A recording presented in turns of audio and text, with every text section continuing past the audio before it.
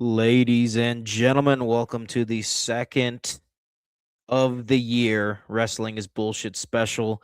We will be looking at the entire card for SummerSlam this weekend, and we will be giving our predictions and giving our thoughts. Joining me here today on the Wrestling is Bullshit special is Ant, my co host of the Lights Out podcast. One of those rare times of the year where we get to talk about wrestling. So, very excited to have this conversation with you today, Ant. Answer me this question to start us off. How do you feel about SummerSlam? It is just days away. We have 12 total matches announced, and we know our main events, and we've had our build. What are your thoughts? The build has definitely been iffy, I guess. I've told you this, and I've told some of my friends this as well. Like, I haven't really tuned into SmackDown in like the last 3.5 months. So I've kind of missed everything. But the build to SummerSlam has been, okay. I think Raw's obviously the superior brand, but we won't get into that. But I like the way they're built. The way they're building up certain storylines. Like, I like that I like the build between Roman and Seth, and then obviously Brock and Oba, and then there's been also some questionable builds as well, like Liv Morgan and Io Sky. Like, I feel like there's really hasn't been much build up there. And then the match I'm definitely looking forward to the most is the Hell in a Cell and Punk and Cody. Those are the two matches I'm definitely looking forward to. But besides all that, this is a pretty good SummerSlam card. But I don't know. I'm kind of meh. Yeah, the build hasn't been perfect. I think it's been a bit of a chaotic year for WWE, and that's kind of rolling over into this SummerSlam build. But ultimately, I look at the card and I say, I'm going to have a good time with this. This might be WWE's best show in 2026. We've had some excellent moments. The night two main event of WrestleMania between Roman and Punk being one of them. Roman Reigns versus Jacob Fatu in Tribal Combat being another one that I really enjoyed. Sami Zayn versus CM Punk, Monday Night Raw in Chicago, definitely a huge WWE moment of the year. But let's get into it. And I like that you brought up Liv Morgan versus Io Sky because that is the first on my list. This is actually the first televised title defense for Liv Morgan since she won the title at WrestleMania earlier this year. She's defended the title on a couple of live events, but that's it. Two title defenses, if I'm not mistaken, at live events. And obviously, we're going to give her a bit of a pass because Liv Morgan did compete in the Queen of the Ring tournament as champion, which was not common, but I welcomed it personally. There are some things I didn't welcome that WWE has tried this year, such as Obafemi winning the King of the Ring tournament and not going for a championship at SummerSlam this year. I think that's a formula that's worked. I think that's a formula that's kept intrigue in WWE through the summer quite well. And I would like to see them get back to giving the King of the Ring and Queen of the Ring winners a guaranteed title shot at SummerSlam. I would like for this Obafemi thing to be a rare exception. But ultimately, Liv Morgan as champion competing in Queen of the Ring, like, I wasn't very against that. I think that's what really set up the build to this match. It's almost like they built this match up 2 months ago and now we're finally getting it, essentially. But I'm excited to see it. And they've completely starved us of a Liv Morgan title defense coming out of WrestleMania in WWE style. And I'm like, why would you do that? I want to support this Liv Morgan title reign. I want to enjoy it and think highly of Liv Morgan the way that I do as an athlete. But if you don't show me a title defense in several months, how am I supposed to care? I bet you a lot of people are hoping that Io Sky wins this match, but I honestly hope that Liv Morgan wins this match, and I hope that this match kind of kicks off a string of title defenses on not only premium live events coming up, but on Monday Night Raw as well. I think that's the only action that you have to take if you want to get this Liv Morgan title reign back on the tracks. Maybe she got injured. I don't know. But I think there's one way to right the wrong here. I think Liv Morgan retains. Io Sky winning would also be great, but I think we got to do justice to Liv Morgan while she has this belt before we take it off of her. Otherwise, we're just wasting time. What are your thoughts? Yeah, and I think you hit the nail on the head, dude. for months, Liv's just been acting as a manager of sorts for Judgment Day, and she hasn't defended her title. So it's hard to really be invested as a fan, like with her title reign, because at some points you forget she's the women's champion because she hasn't defended the title like at all. And I don't. I mean, I guess we can count live events. I mean, those technically do count, but for televised and pay per view, like that's not a good look, man. I think it's mainly due to creative not having anything for her, but I don't know. I mean, this. I mean, you're 100 days in as champion. And you still haven't defended your title. This is your first defense since winning it at Mania, and oof, I don't. Just bad business That's practice. bad business, bro. Even if those 2 title defenses were on Raw, I would still say she hasn't defended the title enough. Yeah, I mean, like I'm counting them fully as like live event title defenses. I'm and the counting them as problem if is they I were on have Raw, with but oh, yeah. go ahead. No, that's it. I'm sorry to butt in. I just wanted to bring that up. Like, even if these 2 live event title defenses were televised, I would still think she's not defending the title enough. Yeah, Again, I want to give her a bit of a pass because she did compete in the tournament, and I did think that was cool, honestly. I have mixed opinions. But we got to pick it up. We got to pick it up here if we want to make Oh, yeah. this title run mean something and not further destroy the momentum and lineage of the Women's World Championship. Well, I think the problem is that like I mean, ever since she won the title, I think the momentum just died. I think like with that title. I mean, especially with the no title defenses, actually 2 title defenses, and then her, like I said, her just being a manager, and the fans have no reason to invest in her because she hasn't done nothing with the title. So it's like, okay, like who cares? And I love Liv. I mean, and I think Io is the perfect opponent for her. I think their styles are gonna mesh really well. I think Io winning Queen of the Ring was honestly a good move, a perfect chess move from WWE. But if I had to pick between Liv and Io, I'm taking Liv, dude. Liv's winning. I'd be cool with Io because she always seems to know what it takes to be a good champion, or WWE just knows how to book her as a solid champion. Clearly, she's had 2 great title reigns. But I think we got to go Liv just because of the situation, just the scenario, like we're just getting started here. We've had a delay for whatever reason with this Women's World Championship reign for Liv Morgan, but we're just getting started, and there's a lot I think that they can do to develop and progress the character of Liv Morgan into Rhea Ripley levels of popularity, because I know that's what they want. And I think Liv deserves it. She's, a genuine soul. She knows how to wrestle first and foremost. She also knows how to map out a year in terms of remaining relevant and keeping the seeds for long-term storylines to flourish. Yeah, we got Liv Morgan.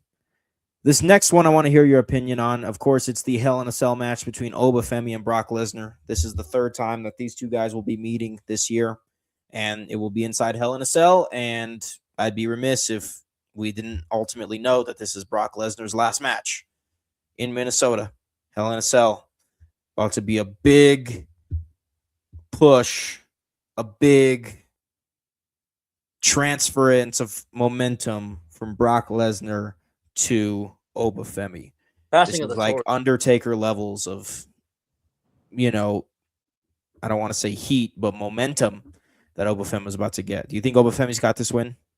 Oh, yeah. This is a huge passing of the torch moment. And obviously, they couldn't have picked a better stipulation besides Hell in a Cell. Obviously, Brock has a pretty decent history with Hell in a Cell, so I think this is probably the best way to go out, especially to go out on your shield, and especially for one of the greatest combat sports athletes of all time, or maybe the greatest combat sport athlete of all time. This is definitely the best way to go out, and I wouldn't have picked anybody besides Oba. I know everybody was No, the rumor going around was that Gunther was going to be the one to retire him, but I'm so happy it's Oba, dude, because Oba, we've seen what he's done. The fans love him, and he's a huge megastar, man. If anybody deserves to beat Lesnar in Minnesota, in Lesnar's hometown, it's got to be Oba, man. But I'm definitely Yeah, excited for this match. I'm taking Oba all the way, man. yeah, for sure. Next, we have the main event of night one, you would imagine. The undisputed WWE Championship match as CM Punk defends the newly won title against former champion Cody Rhodes. Now, this one could really go either way. Very going to be very interesting. I don't have a solidified pick. I think I'm going with CM Punk, if I'm being honest. I think it's time to keep this title on CM Punk. Let CM Punk have SmackDown for a few months. Let him feud with Sami Zayn. Let him feud with Finn Balor. Let him feud with Solo Sikoa if they wanted to. I think it's time for CM Punk to continue his momentum from earlier this year as World Heavyweight Champion. And I think Cody Rhodes has had his time in the sun for sure. What are your thoughts, man? I know you're picking CM Punk with me.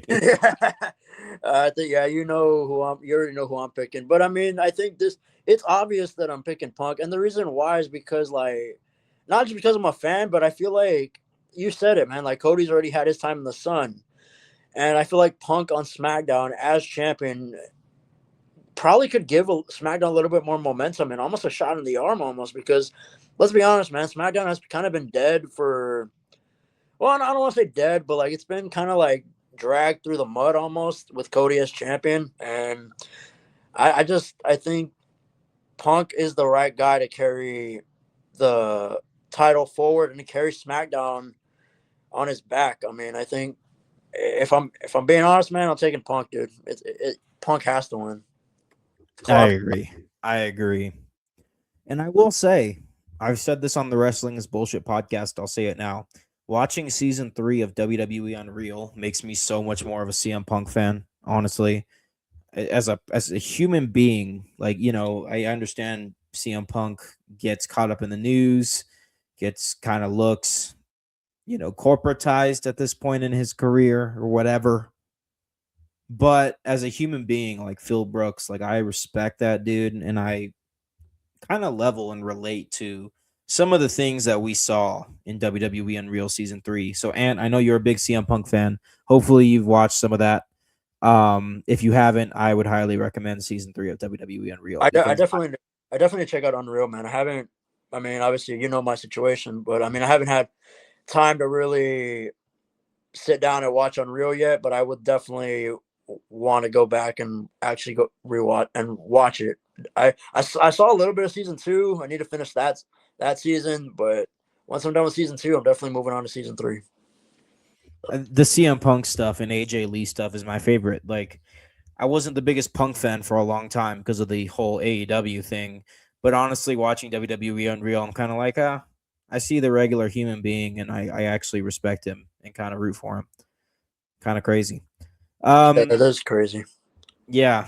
But you'll see what I mean when you watch the season. Like, it's very CM Punk focused, and rightfully so, because I think he should go into the second half of this year as undisputed WWE champion.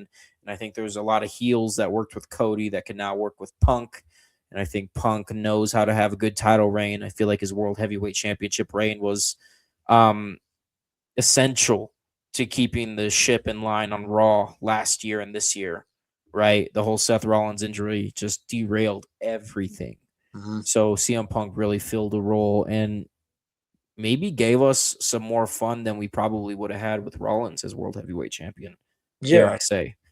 Um, and real quick, Go do you ahead. think a Cody heel turn is possible? I mean, I feel like they've been teasing it a little bit, especially after Saturday Night's main event. I think there's a real possibility Cody turns heel, man. I really hope so. I think he's done everything he can do as a babyface. My whole philosophy with creative decisions like that is you have to do it when it feels like it's too early, almost. Like, you can't have people contemplating if Cody should be a heel for a full year at this point than to, keep us waiting on it, because we're going to get the heel turn and we're going to be like, oh my God, finally. It's going to feel past due. You got to strike when the iron's hot. I Yes. think they should have made us miss babyface Cody a little bit more, because look at the result of them not doing that. Now we are completely bored of Cody Rhodes, and it's sad. And it's not our fault. They should know that this is how it works, man. People get Yeah. old real quick. John Cena was crowned as champion mid 2000s. By 2008, 2009, maybe even earlier, he was widely hated. You Roman have Reigns, to know another how to example. protect your baby faces long term. If you don't know how to do that, turn them heel, especially when it's a guy whose gimmick is the American Nightmare. I know you're used to seeing it as a babyface, but the American Nightmare is a heel. Let's get to work. Let's get to business. Let's turn him heel. It's past overdue. So I would like to see it. I don't want to get my hopes up, because at this point, yeah, I really think that they are over exhausting the character of babyface Cody Rhodes, and screw them for thinking that they can do that, for just driving it into the ground. I mean, they did it with Cena. I think I expected a little bit more this time around, especially because we have fantastic heels like Drew McIntyre, Seth Rollins when he was a heel last year. We have good heels, Gunta. We have what we need to um optimize the Cody Rhodes situation. Yeah, I hope he turns heel. Let's move on. We got our next six-man tag team match here. And this is going to be LA Knight, Solo Sikoa, and Royce Keys taking on the Bloodline, which is Jacob Fatu, Jey Uso, and Jimmy Uso. Kind of a fun match here, right? We've had the Bloodline on Raw again, and LA Knight has had a problem with it. Solo Sikoa, as an opposition to the current Bloodline, has had an issue with it. And then Royce Keys needs a spot at SummerSlam, so we are getting this six-man tag team match, which I'm sure will be a lot of good fun. We got a lot of professionals in here, both Usos, Jacob Fatu, LA Knight, Solo Sikoa. We have some real good professionals here that are familiar with working with each other, and this is going to be a fun six-man tag team match. I will take LA Knight, Solo Sikoa, and Royce Keys off a whim. But who do you got? This is tough, man, because this is really hard. Because I mean, obviously the bloodlines continue to fracture, and obviously Solo refuses to fall back in line. So it's kind of hard, man. But I'm gonna disagree with you a little bit here. I'm gonna take the bloodline. I think the bloodline. I think they need this win. I think Jacob Fatu is obviously better than Solo, but I mean that's just me though. But I mean, Jacob Fatu is just too hot to cool off, man. You have to get like he has the moment. The momentum is there, so you gotta, like you said, strike while the iron's hot, man. So I'm taking Bloodline. I would say that's a good call and that's a safe bet. But ultimately, what I'm trying to get at there is I think this match is the beginning of something. I know they've been dragging this thing for a while, but I do still think the match is the beginning of something. And if you give the baby faces a win, you give the bloodline a reason to retaliate later in the TV episodes. So that's why I'm taking the baby faces. But I love it. I love it. This is where we stand. The six-man tag is between me and you here, and we'll see what happens. Um, we have a match here that hasn't really been booked and creatively built up to recently, more so than it has over the course of the past calendar year. And this is Gunta versus Nick Aldis. We have the in-ring return of Nick Aldis, which a lot of you WWE fans probably aren't familiar with Nick Aldis in the ring. Okay, but Ant and I are very familiar with his work in the NWA, believe in TNA for a spell, etc., etc. Nick Aldis is a fantastic pro wrestler. When he left, he was a world champion. I considered him on the level of Cody Rhodes when they were both wrestling. I believe Cody was chasing the title at the time, and I believe Nick Aldis was the NWA World's Heavyweight Champion at this time. So I'm very excited for the in-ring return of Nick Aldis. Obviously, you got to give the win to Gunta, but I think Nick Aldis is going to remind the world of wrestling, especially these WWE fans who aren't familiar with his game, that he is a world-class wrestler. What are your thoughts? Oh yeah, man, and you definitely like you said. I mean, obviously, we know Nick Aldis's in ring work is absolutely incredible. I remember his TNA work a little bit, and then I remember his transition to the NWA. And I think, like you said, man, he's gonna show the WWE fans who are not familiar with his work what he's all about. And I'm gonna agree with you, man. I'm taking Gunther. I think Gunther definitely needs this win. I mean, Nick. It would be cool to see Nick Aldis get the win. Like, I mean, a little. I don't want to say an underdog story, but like, it'd be cool to see the. It'd be cool to see Nick Aldis win, but I'm taking Gunther, dude. This is gonna be. I think Nick will put up a really good fight, but in all honesty, Gunther, it's dude, it's freaking Gunther, man. Yeah, and I could honestly see this going down as one of Gunter's biggest matches of the year. Coming out of retirement, Nick Aldis, that he will send back to retirement, but not after a good showing. Expect a good match here. I understand this can feel like Gunther versus Pat McAfee. It's not that, okay? Nick Aldis is a world class pro wrestler, and this might be the one and only time we see him in a WWE ring against Gunta. And I think it's going to be a good time. I'm really looking forward to this match, to be honest with you. All right, and to close out night one, obviously this is not the main event, but this is last on our list here. We have the Bella Twins and Paige taking on Fatal Influence. Give me your thoughts on this match. Are you excited for this match, and who do you got? I mean, I'm mixed on it. I mean, I'm happy Nikki Bella came back. That was pretty cool. I didn't catch that episode unfortunately because I was out and about. But I mean, I did like that Fatal Influence finally got some gold around their waist, man. I think it was about time. I think they needed it, and nothing. Don't. I'm not going to take anything away from the Bellas and Paige at all, right? I mean, they're legends. They're definitely, obviously, the Bellas are Hall of Famers, and Paige is a future Hall of Famer. But if I have to pick anybody, if I had to pick my horse in this race, I'm taking Fatal Influence. I think the younger stars need this win. They need the momentum, and I think what better way to get more momentum besides not only winning the women's tag team championship, but also saying you beat the Bella Twins and Paige at the biggest, probably one of the biggest events. Well, actually, the biggest event of the summer. So yeah, I'm taking Fatal Influence. All right. I'm also going to oppose your pick in this match. I'm actually taking the Bella Twins and Paige. Here's why.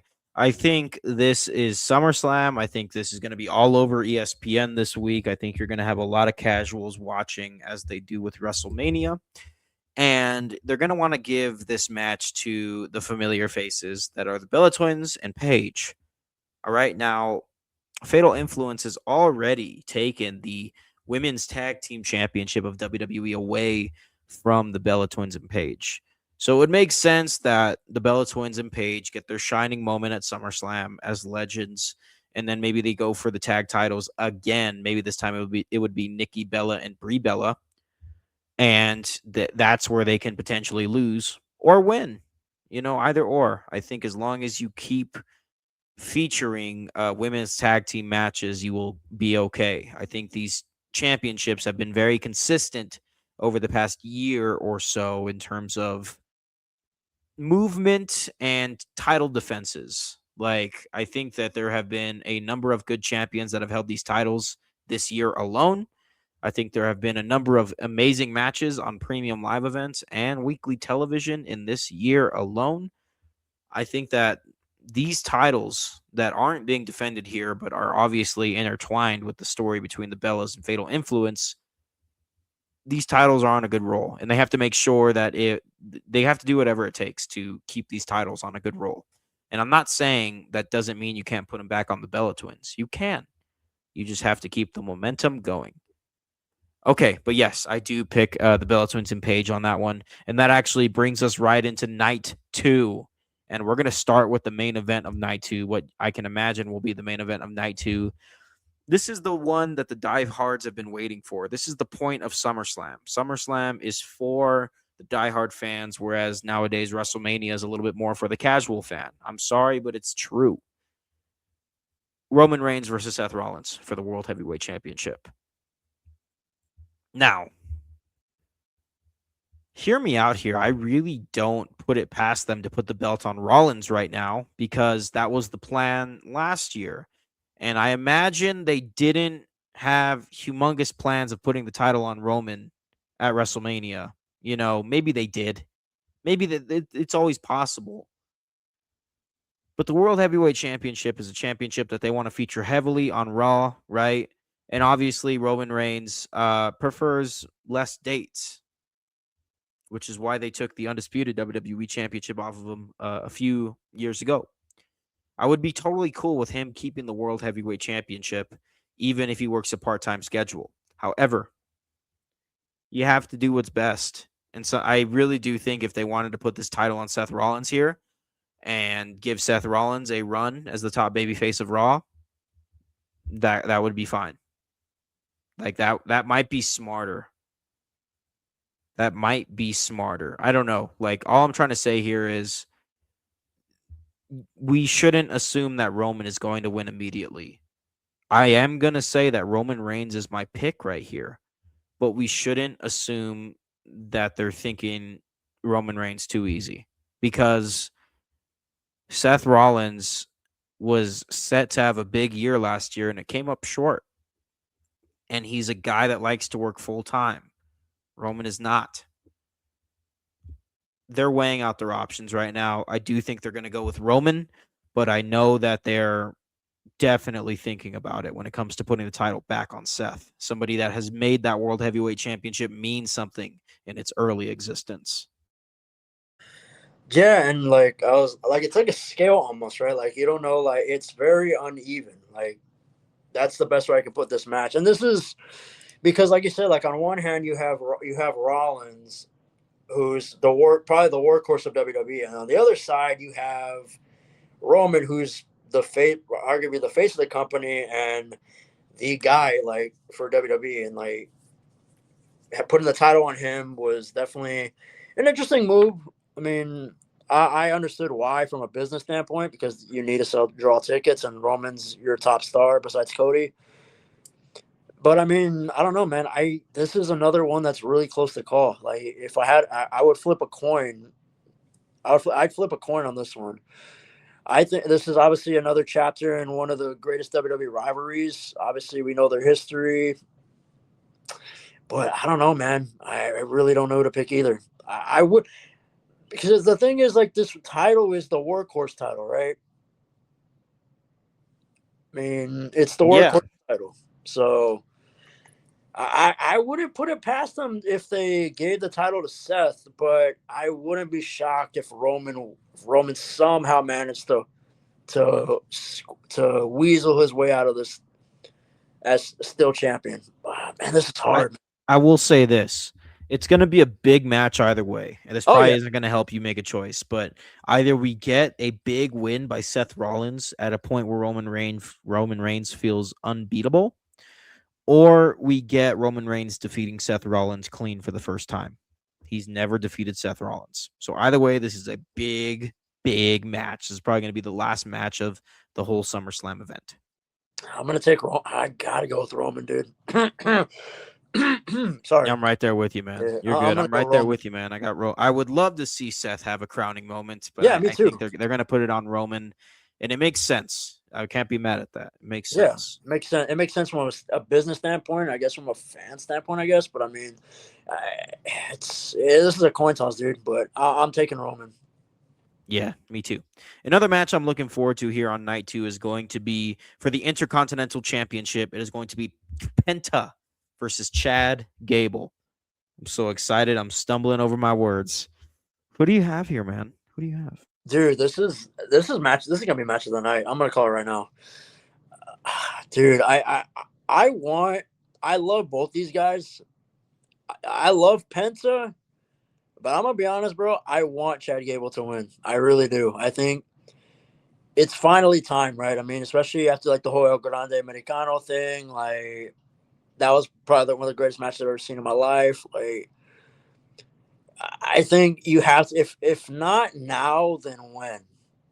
Like, you have to do it now. You have Penta's been an amazing champion, right? But I'm going Chad Gable, dude. I think Chad Gable needs this win. I think why not? Why not now? Especially in Minnesota. Obviously, I believe Gable has a bit of a history in Minnesota. I believe. Correct me if I'm wrong, but yeah, I think Chad Gable has to win, man. Penta is awesome. I love him, but I'm going Gable, dude. Going I'm for right there with you, man. I think Penta has been a phenomenal intercontinental champion, but I think Chad Gable's current story, his redemption arc, has really put him in a place to have a big moment winning this intercontinental championship finally. I think this is going to be a big moment for Gable. Um, I'd be totally happy with Penta retaining, but I think you pull the trigger right here. I think the timing is perfect. I think if you want to spice up Monday Night Raw, having Chad Gable as the Intercontinental Champion is a way to do that. Another match taking place on Sunday is a five-way ladder match for the interim WWE Women's Championship. So far confirmed to the match for the match are Tiffany Stratton, Jade Cargill, Chelsea Green, Charlotte Flair, and then that last spot is either going to be Julia or Lash Legend. Obviously, this is a risky one, right? Because it could be a many different answers in terms of who will be the next interim WWE Women's Champion and who will be on a collision course with Rhea Ripley when she's ready to come back. Who you picking, man? Who you picking? If you need me to read the names again, I'm happy to do so. Well, I actually have the names right in front of me, so but I really do appreciate it, brother. Um, God, this is hard, man, because there's so many good options here, man. Right? I mean, obviously the one to draw out would probably be Chelsea, although I would like to see that. I would like to see a bit of an upset there.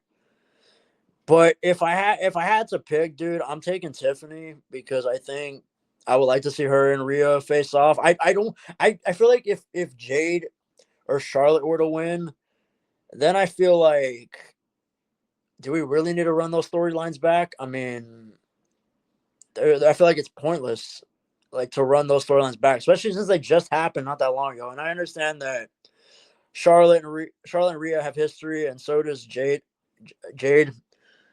But I got to go Tiffany, man. I think Tiffany needs this win, and I've always been mixed on the whole interim stuff because I mean this isn't boxing, this isn't MMA, that's not combat sports, right? I mean I mean, do you really need an interim title? I mean, but that's just my. I like it because we don't have to strip Rhea Ripley. That is She's been true. That is injured, and I like that they're doing a ladder match for it. It really yeah, feels like it's anyone's game. yeah, and I like the ladder match definitely. I think this probably be a really fun match. But if I had to pick, man, I'm taking Tiffany. Although I'll say this, Julia or Lash is a dark horse pick too. Like they're gonna be like the dark horses of this match. I'll tell you who I'm picking. This is a bold pick. Because honestly, I don't want to see Charlotte Flair versus Rhea Ripley right now, and we've Nope. seen enough of Jade Cargill versus Rhea Ripley. Tiffany Stratton versus Rhea Ripley would be excellent, but I think they should focus on giving her a good run with the Women's United States Championship instead. I think it's time to crown the woman that has been carrying the SmackDown Women's division in a land of giants like Charlotte Flair, Jade Cargill, Tiffany Stratton, and Nia Jax / Legend. Chelsea Green has been the most entertaining women's wrestler on SmackDown. She's a heel, so she can be a heel against Rhea Ripley. And I think this would be a huge crowning moment for her, one that we will appreciate at a time where we are really deprived of main event women's wrestling in WWE. You got Liv Morgan not really having any title defenses other than live events, and then you have Rhea Ripley, who's unfortunately injured. It's not a good time for that main event scene on either show. And I think Chelsea Green, somebody that's been working so hard, somebody that's been putting the company on her back, somebody that the fans are over with, somebody that the fans don't question when she gets a big win. I think you have to crown her right now. And I think she fits like a puzzle facing Rhea Ripley later. Yeah, I mean, Tiffany Stratton would be fine too. Charlotte Flair would be fine. I guess I would tolerate Rhea Ripley versus Jade Cargill again. That's a bold But pick, though, for sure. Definitely picking Chelsea, man. And I yeah, mean, you said it right. I mean, Chelsea's pure entertainment, right? I mean, she can she can be a heel, she can be a babyface. Like, dude, like the sky's the limit for Chelsea. But dude, that's a bold pick, man. I'll let you finish though. yeah, no. I mean, I said what I said, man. I'm picking Chelsea Green. And I think it's a fantastic idea. I hope that they know that. I think it kind of takes the pressure off because she'll be the interim WWE Women's Champion. So you could kind of have a crowning moment and not take away from a crowning moment for her later as a babyface. You can have her be an interim champion, and then you can still she can basically go on to have a big babyface moment later in her career, winning the big one if you wanted to. I don't see her beating Rhea Ripley. I think whoever wins this, they'll just kind of lose to Ripley, honestly, which is fine. Let's move on. We got Danhausen versus Dominic Mysterio, where the winner keeps the $100,000 that Danhausen stole from the Judgment Day. um, ah, I find this looking at this further. I find this match to be hard to pick because how do you say no to a big Danhausen spot? But I don't think you have Dirty Dom in a position to where he can lose to Danhausen right now. But actually, yeah, I'm gonna take Danhausen. Who you got? I'm going with. I'm gonna agree with you, man. I'm taking Danhausen. Although I wouldn't be mad if Dom won, honestly. But I feel like they drew themselves into a corner a bit with this match. I feel like this is one of those where you can't have Danhausen lose, but you also can't have your AAA Mega Champion look like an idiot. So I don't know, man. But I'm taking Danhausen though, dude. I think if Dom was the Intercontinental Champion, it would be one thing. But I feel like because he's the Triple A Mega Champion, like he always has that show to fall back on. So if they want to give some of his momentum to Danhausen and get him started, then that can make sense. And then you can have Dom wrestle some Triple A shows, still have a big presence on Raw, doing this comedic stuff. Like he does not need to win in order to keep his character going. I think his character is the strongest thing about him right now. Maybe his wrestling beats his character. Let's be real. He's a fantastic in-ring wrestler. Dirty Dom has become excellent. Truly one of my favorites on the roster right now. But you don't need him to be in a huge spot like he was last year and the year before. If you wanted to give some energy to Danhausen, I could totally see Dirty Dom being fine taking the loss here. So I'm going to take Danhausen with you. 2 more matches left here. I think we're making excellent time with this SummerSlam preview and prediction show. All right. We have a number 1 contendership match for the undisputed WWE Championship between Sami Zayn and Finn Balor. Now, this is similar to Gunther versus Seth Rollins last year. Both guys didn't really have a plan or story going into WrestleMania. So they said, hey, no story here. Go have a match. Go have a huge match. And they did. Rollins versus Gunther was excellent. And it seems like we're doing the same thing here with Sami Zayn and Finn Balor. Yes, I would rather tell a story every single time, but sometimes you find yourself in a position where you have a guy like Sami Zayn, you don't have anything for him. You have a guy like Finn Balor who you're trying to build up again, you don't have anything for him. So you put them in a one-on-one match and you let them steal the show, especially with the number 1 contendership to the undisputed WWE Championship on the line. And I think this is going to be a big win for Sami Zayn. I think Finn Balor will be fine. He'll continue to get wins on SmackDown. I think he'll see the United States Championship at some point. Maybe even the main one. I would hope that I'm not even going to get carried away here. I'm taking Sami Zayn. I think he's got the momentum right now, and I think he's got the story with either Cody Rhodes or CM Punk. Probably CM Punk. Yeah, man, I'll agree with you. I'm taking Sammy as well. I like what they're doing, man. I like this character that they're doing. It reminds me of like like Christian when he held the title, like the one more match character that he had, the one more match gimmick that he had. I like that what they're doing with this whole justice for Sammy, like him getting screwed and all that. Like I like this, and like you said, like Finn Balor is gonna be fine, right? I mean, obviously, I love Finn, he's great, but Sammy's got to win, dude. I think Sammy, whether it's and no matter who wins the match on Saturday, the match between Cody and Punk, Sammy is the perfect opponent for either one of them. But this will be fun, man. I think this will be a fun match. But yeah, I'm taking Sami Zayn, dude. Sammy's got to win. Yeah, it's also good to see Finn Balor in a prominent one-on-one match on SummerSlam. That's like, I wouldn't have been surprised if Finn Balor wasn't on this card. I think that his big match was with Dirty Dom, and they already did that earlier this year. Now he's kind of back on SmackDown, blank canvas, babyface Finn Balor. I am happy to see that they kept him on the SummerSlam card, and I'm hoping that they have something for him on SmackDown because there's no reason he shouldn't succeed over there. They need a guy like him in the mid card and to elevate to the main event scene to tell the proper story. So it's good to see Finn Balor fighting in a one-on-one match here, one of the biggest WWE shows of the year. Last but not least, man, this obviously isn't going to be the main event tonight to a SummerSlam, but it will be on the card. It will be Trick Williams defending the United States Championship against Baron Corbin. Whoop that Trick, am I right? Yes, sir. Whoop that Trick. Yes, sir. Trick is excellent, dude. I love his work right Hell now. yeah. He's just doing great work. I'm excited to see a time where the main event scene for WWE is Obafemi, Trick Williams. I think Carmelo Hayes will be a Sami Zayn-esque character, like an underdog. Ethan Page has potential. We can't sleep on him. Ego, I think Ego will get a big mid card. I think he'll have a humongous Intercontinental Championship reign. And then of course Javon Evans. Like, they are really working slow with this new crop of talent and really milking the last of Reigns, Rollins, Rhodes, Punk, all these guys. I think people are going to realize that WWE is not messing around when it comes to Obafemi versus Trick Williams, Javon Evans versus Carmelo Hayes. When it comes to Braun Breaker. Braun Breaker, of course, right? Braun Breaker versus Javon Evans, Braun Breaker versus Ego.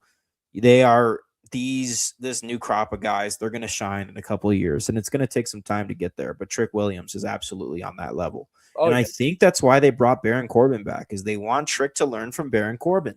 Because yes, Baron Corbin is Baron Corbin, but being Baron Corbin also means that you have longevity and you know how to not only be a heel, but a heel that sticks around, if not a Baron Corbin had a babyface arc with the whole Happy Corbin stuff a few years ago. Like, Baron Corbin is a bona fide legend at this point, and I hate myself for saying it, but damn it, it's true. So I'm not going to sit here and say it's good to see Baron Corbin. I'm not going that far. I'm just saying Trick can learn a lot from a Baron Corbin, and I look forward to that happening.